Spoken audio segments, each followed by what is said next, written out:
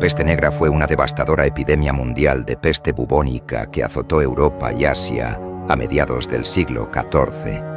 La peste llegó a Europa en octubre de 1347, cuando 12 barcos procedentes del Mar Negro atracaron en el puerto siciliano de Messina. La gente reunida en los muelles se encontró con una horrible sorpresa. La mayoría de los marineros a bordo estaban muertos, y los que seguían vivos estaban gravemente enfermos y cubiertos de forúnculos negros que supuraban sangre y pus. Las autoridades sicilianas ordenaron apresuradamente que la flota de barcos de la muerte abandonara el puerto, pero ya era demasiado tarde. Durante los 5 años siguientes, la peste negra mataría a más de 20 millones de personas en Europa, casi un tercio de la población del continente. Incluso antes de que los barcos de la muerte atracaran en el puerto de Messina, muchos europeos habían oído rumores sobre una gran peste que se extendía mortíferamente por las rutas comerciales del Próximo y el Lejano Oriente. De hecho, a principios de la década de 1340, la enfermedad había azotado China, India, Persia, Siria y Egipto. Se cree que la plaga se originó en Asia hace más de 2000 años y probablemente se propagó por barcos mercantes, aunque investigaciones recientes han indicado que el patógeno responsable de la peste negra puede haber existido en Europa ya en el año 3000 a.C. Los europeos apenas estaban preparados para la terrible realidad de la peste negra. Tanto en hombres como en mujeres, escribió el poeta italiano Giovanni Boccaccio. Al principio de la enfermedad, ciertas hinchazones, ya sea en la ingle o bajo las axilas, crecían hasta el tamaño de una manzana común, otras hasta el de un huevo, algunas más grandes y otras más pequeñas, y a estas las llamaban vulgarmente forúnculos de la peste. De estas extrañas hinchazones brotaban sangre y pus, a lo que siguieron una serie de otros síntomas desagradables: fiebre, escalofríos, vómitos, diarrea, dolores terribles y, en poco tiempo, la muerte.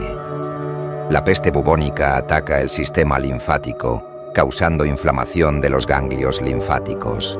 Si no se trata, la infección puede propagarse a la sangre o los pulmones.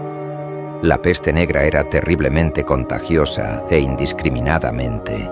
El mero contacto con la ropa, escribió Boccaccio, parecía transmitir la enfermedad a quien la tocaba. La enfermedad también era terriblemente eficaz. Personas que estaban perfectamente sanas al acostarse por la noche podían estar muertas por la mañana.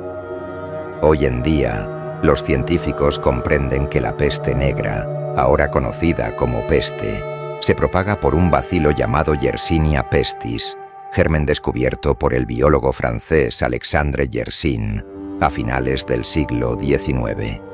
Saben que el bacilo se transmite de persona a persona por el aire, así como por la picadura de pulgas y ratas infectadas. Ambas plagas se encontraban en casi toda la Europa medieval, pero se sentían especialmente cómodas a bordo de todo tipo de barcos. Y así fue como la mortífera plaga se propagó por las ciudades portuarias europeas. Poco después de azotar Messina, la peste negra se extendió al puerto de Marsella, en Francia, y al puerto de Túnez, en el norte de África. Después, llegó a Roma y Florencia, 2 ciudades en el centro de una compleja red de rutas comerciales. A mediados de 1348, la peste negra ya había azotado París, Burdeos, Lyon y Londres.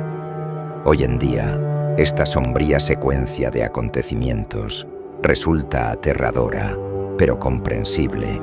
Sin embargo, a mediados del siglo XIV, parecía no haber explicación racional. Nadie sabía exactamente cómo se transmitía la peste negra de un paciente a otro, ni cómo prevenirla ni tratarla. Según un médico, por ejemplo, la muerte instantánea ocurre cuando el espíritu aéreo que escapa de los ojos del enfermo ataca a la persona sana que está cerca y lo observa. Los médicos recurrían a técnicas rudimentarias y poco sofisticadas, como las sangrías y las punciones en furúnculos, prácticas que eran peligrosas y antihigiénicas, y a prácticas supersticiosas, como la quema de hierbas aromáticas y los baños en agua de rosas o vinagre. Mientras tanto, presa del pánico, la gente sana hacía todo lo posible por evitar a los enfermos. Los médicos se negaban hasta atender a los pacientes. Los sacerdotes se negaban hasta administrar la extrema unción. Y los comerciantes cerraban sus tiendas. Mucha gente huyó de las ciudades al campo, pero ni siquiera allí pudieron escapar de la enfermedad. Afectó a vacas, ovejas, cabras, cerdos y pollos, además de a personas. De hecho, murieron tantas ovejas que una de las consecuencias de la peste negra fue la escasez de lana en Europa. Y muchas personas, desesperadas por salvarse, incluso abandonaron a sus seres queridos enfermos y moribundos. Como no entendían la biología de la enfermedad, muchas personas creían que la peste negra era una especie de castigo divino, retribución por pecados contra Dios, como la codicia, la blasfemia, la herejía, la fornicación y la mundanalidad. Según esta lógica, la única manera de vencer la plaga era obtener el perdón de Dios. Algunos creían que la manera de lograrlo era purgar sus comunidades de herejes y otros alborotadores. Así, por ejemplo, miles de judíos fueron masacrados en 1348 y 1349. Miles más huyeron a las regiones escasamente pobladas de Europa del Este, donde podían estar relativamente a salvo de las turbas desenfrenadas en las ciudades. Algunas personas afrontaron el terror y la incertidumbre de la epidemia de peste negra, atacando a sus vecinos. Otras lo afrontaron encerrándose en sí mismas y preocupándose por la condición de sus propias almas. Algunos hombres de clase alta se unían a las procesiones de flagelantes que recorrían los pueblos y realizaban exhibiciones públicas de penitencia y castigo. Se golpeaban a sí mismos y entre sí con pesadas correas de cuero, con incrustaciones de metal afilado, ante la mirada de los ciudadanos. Durante 33 días y medio, los flagelantes repetían este ritual 3 veces al día. Luego se dirigían al siguiente pueblo y reiniciaban el proceso. Aunque el movimiento flagelante brindó cierto consuelo a quienes se sentían impotentes ante una tragedia inexplicable, pronto comenzó a preocupar al Papa, cuya autoridad los flagelantes habían comenzado a usurpar. Ante esta resistencia papal, el movimiento se desintegró. La peste nunca terminó realmente y regresó con fuerza años después.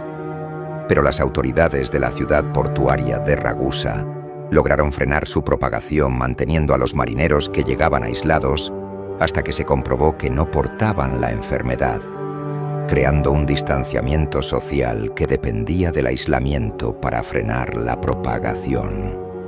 Los marineros fueron inicialmente retenidos en sus barcos durante 30 días, un periodo que luego se aumentó a 40 días o una cuarentena.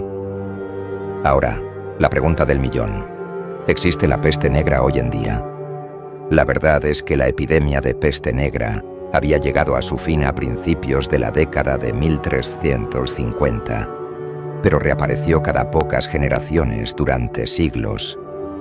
Las prácticas modernas de saneamiento y salud pública han mitigado considerablemente el impacto de la enfermedad, pero no la han eliminado.